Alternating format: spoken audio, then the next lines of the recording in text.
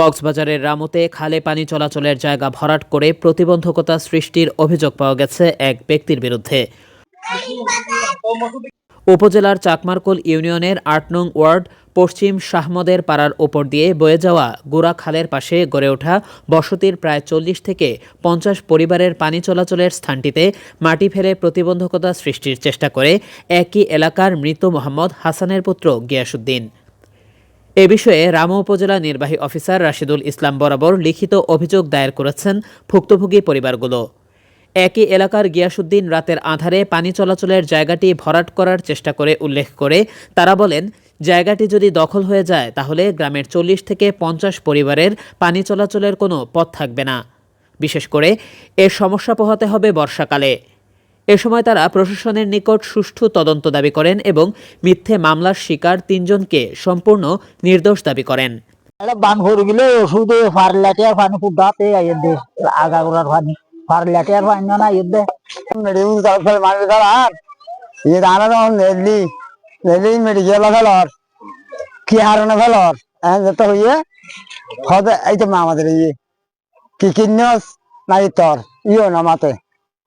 তখনই আনতে যখন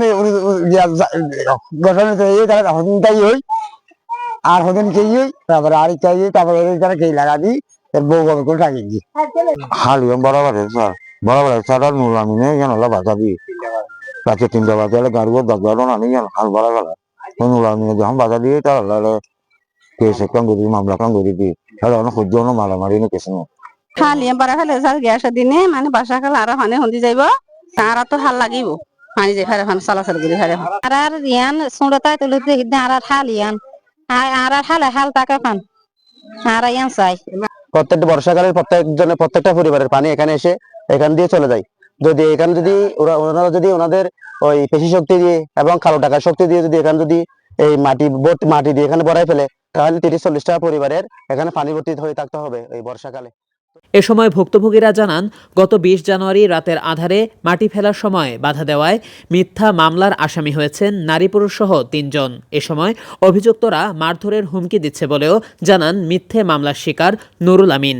রাইতো ৩টে গাড়ি যখন গুঁ ঘাস করে আহে কি এসকুল রাতিয়া আসি আইয়ের তাও পানি মেডিকেল গালাইলে তো হরে আর লাইন দিব আর ফাইকেল লাইন কিন্তু ৩ লাইন তো এরে গিয়ারা আয় ৫,০০০ টাকা হর করিয়া বাজি আনি দিয়ে আয় গরিব মানুষ আর তো অত্তর বিয়ে ইয়ারা দুগুড়ি হাই দি তো জিনিস সাইকেল লাইন যখন এটা মেডি যখন দিয়ে আয় দুটাই ইয়াতে মেডি দিয়ে সব বাজি প্রায় ১০-১২ জন ফোন করে এসছি কি হয়তো এটা মেডিকেল তোর কি সৌদুল্লাহ ইতে এখন আর হরসু দিন বাজারের মাঝে আর বাইন হদ্দটি মাঝিতে আর উগিদের তোরা মারি গেলেন না তোর মারি গেলেন তাই তো বাজি তোর হামলা করি তুই মারি গেলা তুই হাল না ইয়া হাল নিয়ে জনগণ জানবে না হাল।